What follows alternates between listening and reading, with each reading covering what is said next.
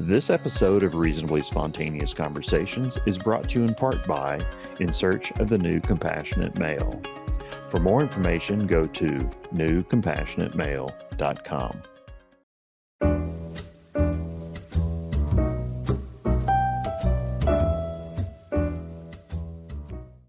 Hola Marianna, hola. Hola Dennis, ¿cómo estás? So bien, and I look at I open up the Google and I start there and I'm going, you are all over the world. Suddenly, my wonderful friend Marianna Trevino Wright, that I did the Reasonably Spontaneous Conversation about the National Butterfly Center, is on every single, NBC, ABC, The Time, New York Times, the London, the Guardian. You're all over the world. What the hell is happening? You know, in news media, they say if it bleeds, it leads. And you're bleeding. Well, let's hope not. You know, that's the thing. That was metaphorical. No. Please, let me take that back. You are not. You are not. That is absolutely what we're trying to avoid with this situation. But you know, what's happened is we had an unusual visitor. A woman who claimed to be running for Congress in Virginia came to the Butterfly Center with her companion. Her companion claimed to be a Secret Service agent. And I actually know some Secret Service agents, and they don't declare that they're Secret Service. So it was quite unusual. But we sometimes do have people who are running for office come to visit, and it's my job to greet them. I went out to do that after looking her up online, just a very perfunctory check of her social media and her campaign site gave me a pretty good idea of who she was and what she was up to. Yeah. And she started in on that immediately. They did not want to pay admission to the center, but they wanted us to give them full access to the property so that they could, quote, go watch the illegals crossing over the river to the Butterfly Center on rafts. Okay, so this overall is part of the on the border. During the Trump administration, there was a wall that was being built, and you were involved. When you and I were talking in 2019, they were trying to have contractors to come out and do eminent domain and take pieces of that wall. So is this is a continuation of that particular strain of crazy? It really is. But more than that, it is a reiteration and an echo of the lies, the malicious and defamatory lies that Steve Bannon's We Build the Wall campaign launched against us to boost their fundraising. Which he actually was convicted and then pardoned for, right? Well, he was indicted and then pardoned, but his conspirators, their trial date has been set. So Colfaz, Shea, and Bottolato, I believe their trial date is May 16th. Got it. In the Southern District of New York. Of course, we have also sued them. Good. We sued them before the feds sued them, and they're being sued by multiple federal agencies right now, by the International Boundary and Water Commission for violating the international treaty with Mexico and altering the riverbank. And they're being sued by the Southern District of New York for the financial fraud that they committed with their scam. And they're also being sued by the IRS for tax evasion and tax fraud. Wow. So, this is a lot. So how has this affected you, Marianna, and the National Butterfly Center? Because we know, we understand the value, not just the value of in our hearts for butterflies, but the value of butterflies in our ecosystem and about how we're doing. So how has it affected you and the center? Well, since 2019, we've endured disruption from these lies. It's made it very difficult to focus on our core mission, and that's environmental education and conservation. But instead, we've had these distractions that are destructive. They're destructive of our reputation, of our focus, even of our donor base, because they're foundations that choose not to get involved with organizations. Why would they? I mean, I'm sorry. There are plenty of people that I can give money to that's not going to have this kind of sass to it. Yeah, sass being a very mild way. Oh yeah, I was trying to be mild with you. I mean, I know you are a cultured woman, Marianna, but still, I'm trying to be mild. And you also know how colorful I can be. And we are at this point completely saturated with the stench of Bannon's bullshit. Yeah. That is not just threatening the butterflies, but, our very democracy. Yes. We saw that, with Stop the Steal on January 6th.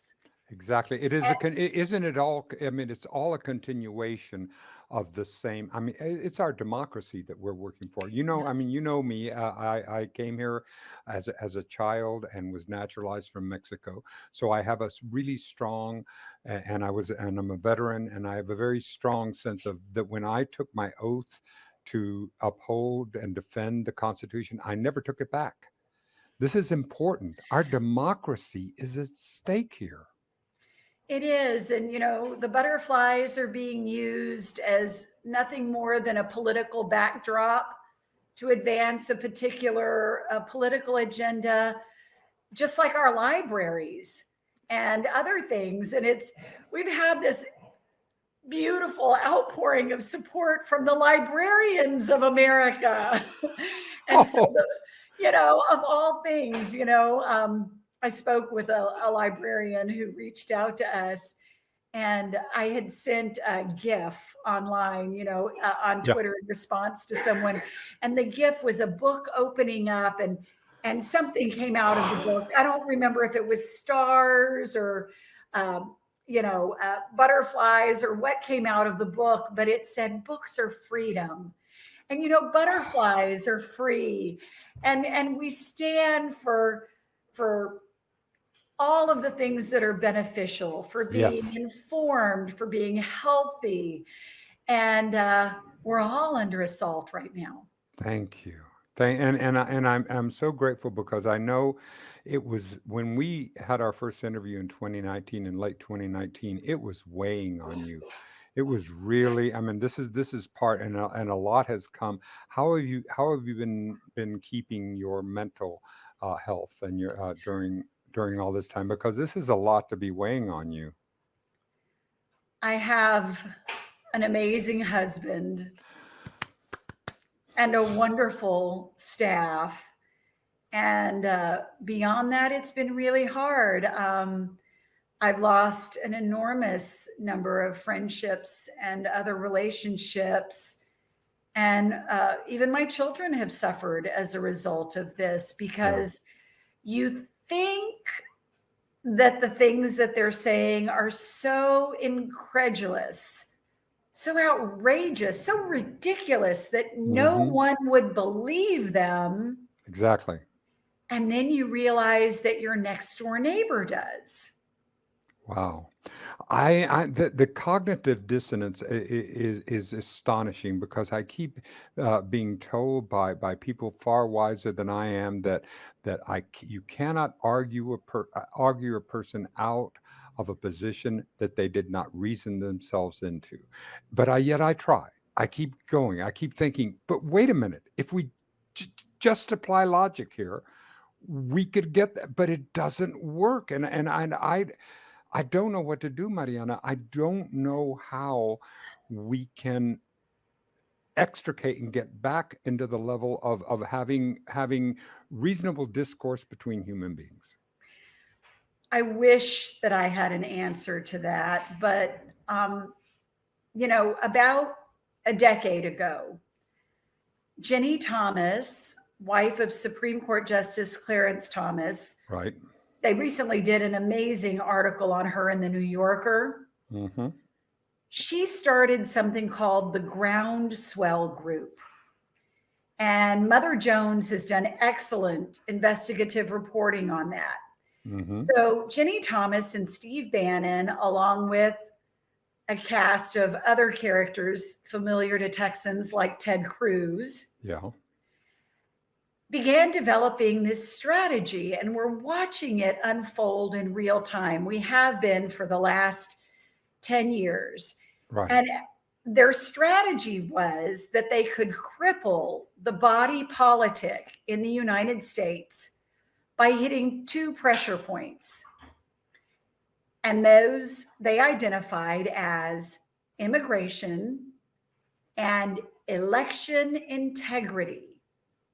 And that if they just did all of their messaging in fourth grade language, yes, they would win. Exactly. And look at where we are. There we are. Marianna, I think of this as that the difference between an arsonist who can burn something down and someone who wants to build something. So you have these two things. It's harder to build something, but to throw a fire, to burn something down, that's the easy shit. That's the fourth grade stuff. That's the I'll go over and knock over your blocks. Are you going to build something? God damn it. Are you going to do something constructive? Are you going to do something that is actually value add to the community and to the world? Now that's hard work. And that is what bothers me. It bothers me too, because, here we are in the United States of America, and we can't have nice things. We can't have universal health care like 32 other industrialized nations. As if that wouldn't make capitalistic sense. You make good work. If you make healthy workers, they're going to pay off. It doesn't make sense. I'm a capitalist. I just believe that there's a better way of doing capitalism than just a red and black bottom lines. Well, as a capitalist, Dennis, you totally miss the point of planned obsolescence. Totally, completely. Of course I am. And that applies to workers too. And I know you're up there in Austin, and you guys now have a Tesla mega factory coming. And Sanyo and all everybody. Samsung and you've got Elon Musk saying that, oh my gosh, if we don't boost the birth rate in the United States, society is going to collapse. And it's like, I wonder why you say that. You dumb motherfucker. It's not that we've got to save society by having more babies. Society's not going to collapse with a diminishing birth rate. The only thing that's going to collapse is the capitalist planned obsolescence mill that lets people get sick and die for profit. Exactly. And that's what I'm hoping that we can change. That's part of what I'm doing, Marianna, is to talk with, because I'm trying to talk with, because I do not believe, first of all, I do not believe that the way that our system is constructed around the white male as the leader is sustainable. It cannot do, because we must have that diversity of thought and that diversity of points of view and of experience at the highest senior levels in order for us to be able to make better decisions. That includes our legislatures. Do you know in Mexico right now that 50% of the legislature is women? That is 50%. Chile has a whole new constitution where they must have women represented by the population in their new constitution that they're doing. So there are things, but we are underrepresented by the women. Did you know that in Mexico, women have bodily autonomy? and freedom over their healthcare choices. Mexico, Mexico. Oh. And we don't have that in the United States. We don't have it in Texas. No. And it, to our shame. It To is our shame that shame. we do not trust women, and we're not able to do that, Mariana, and that is a big thing. So I want to circle back to your point about diversity, because, would you please? I work in a nature center, and the Butterfly Center was once an onion field. So we're talking about a real lack of diversity there, a commercial, a monoculture enterprise, a monoculture, right? A monoculture. And now we've got over 300 species of native plants endemic to this area planted here, over 240 species of butterfly attracted to this little 100-acre, Garden of Eden, almost 300 bird species, the snakes, the lizards, the praying mantises, everything. And so when you talk about diversity in society, in culture, in legislature, people talk about gravity and how gravity is the law. It's the law. Yep. In nature, diversity is the law. Thank you. But people don't realize that. They think it has all of these other connotations that offend their moral sensibilities or something. Well, I find it interesting because if we as a species, because I think about, because I believe in evolution. I believe is how and so we've been around like maybe 3 million years. That's not very old as a species when you compare it to other species that are on the planet. And since it isn't very old, it seems like that we're in our terrible teens or something as a species. We're shitting all over the planet. We're laying around. We're burning up our resources without putting anything back. We don't have any perspective on the deal. I would say maybe we're more like 3-year-olds. Yes, exactly. We made it. We exactly. We may not even got. You're right. We may not even gotten there because compared to other species, because that's what we've done to this beautiful little rock. I'm just so excited about to see the pictures from the James Webb and to be able to get some glimpse and maybe to get some perspective of who we are on this rock in the universe and how can we do this better? How can we be a better partner? And do you think with the people that you have, the friends that you've talked about, is there any way to reconstruct the dialogue? Is there any way to do what's your sense about this, Marianna? So I can really only speak to regarding that to my family and my friends. Exactly. Fallen into this MAGA-verse, this black hole that where it seems reason doesn't exist. So no, I don't think we can. I have,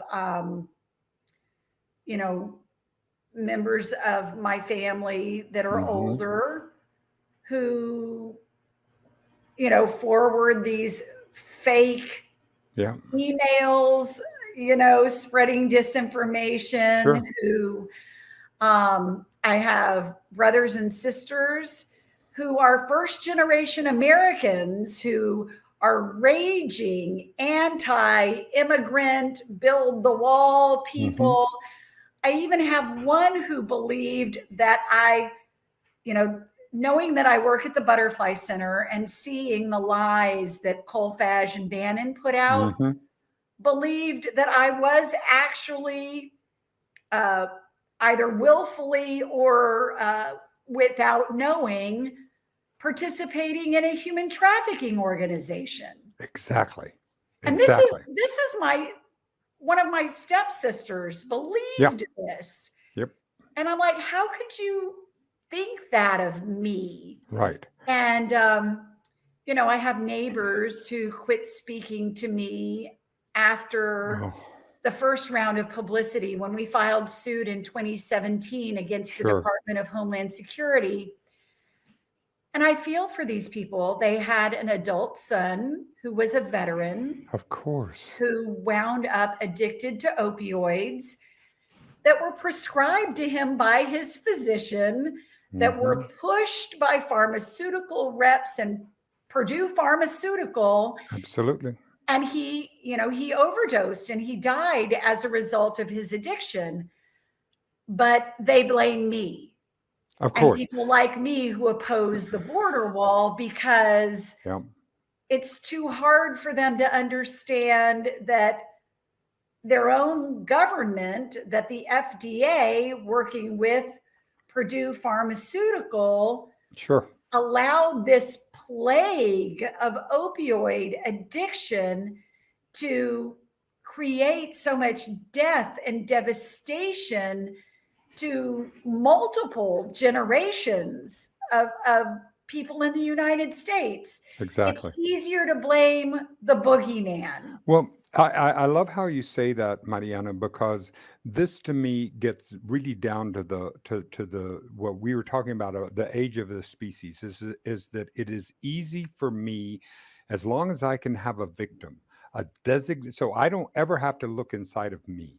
I don't have to look at what's my side of the street. I don't have to clean up what's going on here or to say, am I really thinking this through, or I'm doing that because as a species, it is so easy for me, as long as I have a designated victim, a designated person, I can stay in my victimhood and stay in that as a position.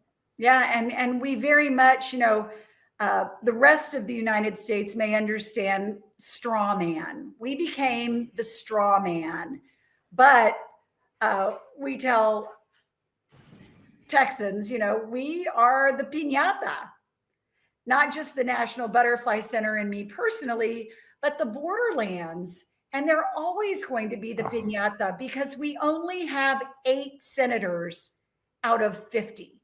Yes. So there are 42 senators in the United States that don't represent people who live on the borderlands or businesses on the borderlands, that don't know them or visit them or understand them. And so when they get there to DC and they're horse trading and they're, doing all this with their bills and the pork and the spending, and you scratch my back and I'll scratch yours, the borderlands are always going to get thrown under the bus. Got it. But do you think that publicity can be part of this as we begin to both get local journalism and we also get you and being able to attract attention? Because I feel that one step is to shine a bright light, that fungus grows in the dark. And that if we can continue to show the bright light, that we're going to have a better opportunity to be able to attract the kind of attention that can be that can help to get this. Because you ain't leaving, you're not sitting there packing up and going to Toronto. I think about it, and actually, before the pandemic and the world shut down, we were exploring Panama. Oh, it's beautiful. Oh, yes. And that's the whole thing. I mean, this is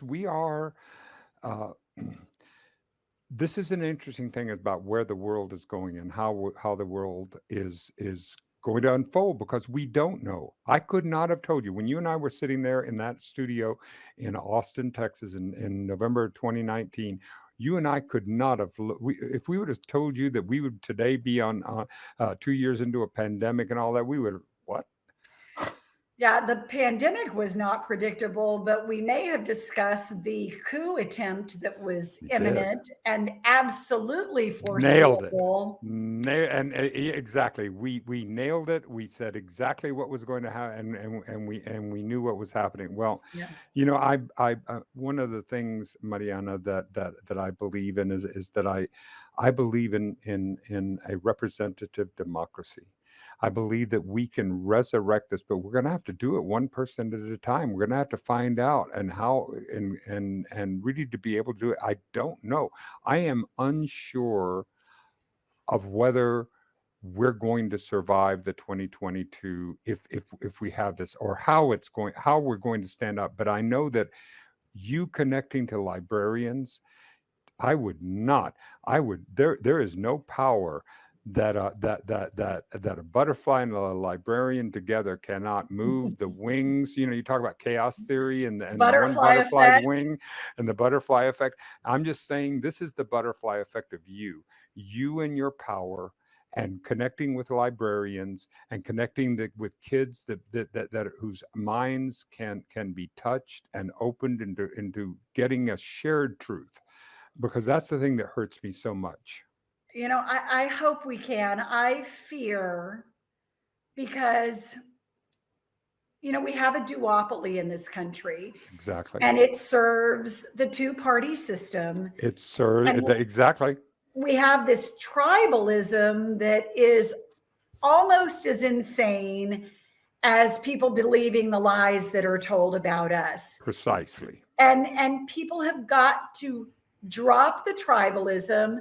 They've got to be well informed, and they've got to hold, right now, our elected officials are not accountable to the people. No. They don't answer to us, only to their donors. And, here, sitting at the National Butterfly Center, our representative is Henry Cuellar. Yes. A 9-term Democrat. And the FBI just raided his home and his office in a public corruption investigation that is not going to be unfolding. The feds don't raid your home and office until they have you dead to rights. That's not good news. No, but I'm just saying, I don't know why Henry, when they could probably do it to nearly every U.S. senator and rep. Yep. People joke about how they should wear patches and stickers like NASCAR drivers. Yes. On their helmets and jumpsuits. Oh, please. That to me was the biggest hurt about Citizen United, is that it put an opacity to where the money was going. And most people don't know that you can start to find out by looking at opensecrets.org and other places. But there's money coming from the corporations, but then also from employees and executive staff and owners. So then you're left Googling every single person's name to find out if they're an employee or an executive and you're in LinkedIn and you're in all these other places trying to put the puzzle pieces together. Right. And it's just, like you said, they make it so opaque, so difficult to know. And until we find ways to hold them accountable, because the courts are not going to do it. They're not going to do it to themselves. Mark my words, nothing is going to come out of the January 6th commission and investigation. Nothing. Wow. And in 2022, in the midterms, after the losses are suffered by the Democrats, which I believe are totally predictable based upon how organized the GOP is, and how message discipline. They have that. They have the message discipline and know exactly where to poke. Not only that, they are installing their own operatives in the elections offices and places like that. Yep. So I think 2022 is going to be a bloodbath for the Democrats. Yep. And I think 2024 is going to be even worse. And as you were saying, you don't know that we're going to survive, that our Democratic but I'm going to survive much longer. And I can tell you from my position in the catbird seat right here, it looks pretty bleak. So what do you do? I want to go over a little bit with you if we can, just for a little bit. Okay, so let's say that we find ourselves, let's agree that both of us, that we found ourselves in this shit show. This is where we are. This is the thing. Okay, what constructive? What small steps do we take? I mean, we've seen this when it has happened, when authoritarians and autocrats have taken over in other countries, and how this is happening. We're doing this right now. So what constructive step do you feel like we could take? Something that we could do? Yes, we could move to Panama and say, good luck. But if we're going to be here, what do you think? What's your sense of what we can do other than to donate to the Butterfly Center, which we are going to do? Well, I think first and foremost, people have to speak up. Silence only benefits the oppressor. So until you speak up, and that may mean calling out your city councilman at a meeting, or your school board president, or even your school principal about whatever. It could be about, lies about COVID, or it could be lies whatever it about, is, Antifa, or critical race theory, or whatever. We have to, and you cannot reason with them. No. Remember how we talked? Okay, if we are right now as a race 3-year-olds, you don't try to reason with a 3-year-old. You tell them no. Right. And you set clear boundaries, and you just put that down there, and you say, this is not acceptable behavior. Right. This is, so right now, to circle back before we have to wrap this up, we find ourselves, being targeted by these lies. I have reporters, calling me every hour, emailing every hour saying, oh my God, why did QAnon? I'm like, there is no QAnon. They're like, why are you being targeted by these conspiracy theorists? I said, they're not conspiracies, they're lies. And until y'all drop all of these terms that you have created in your framework of storytelling that does not serve the truth, until you drop those terms and say it's a lie, no, pull the plug, whatever it is, they're not alternate facts. There's not relative truth. There is honest and, evident and factual, and then there's bullshit. Thank you. That is landing it. Marianna Trevino, Wright, muchísimas gracias, comadre. Thank you so much for your gracious, in the middle of all these interviews, that you would give me some time and be able to do that. We will continue to connect and continue this story. Muchísimas gracias, comadre. Igualmente. Gracias, Dennis. Buenas tardes. Bye-bye. Bye-bye. See everybody next time. Thank you for joining us on a reasonably spontaneous conversation with Marianna Trevino Wright. We will see all of you next time. This episode of Reasonably Spontaneous Conversations has been brought to you in part by In Search of the New Compassionate Male. For more information, go to newcompassionatemail.com.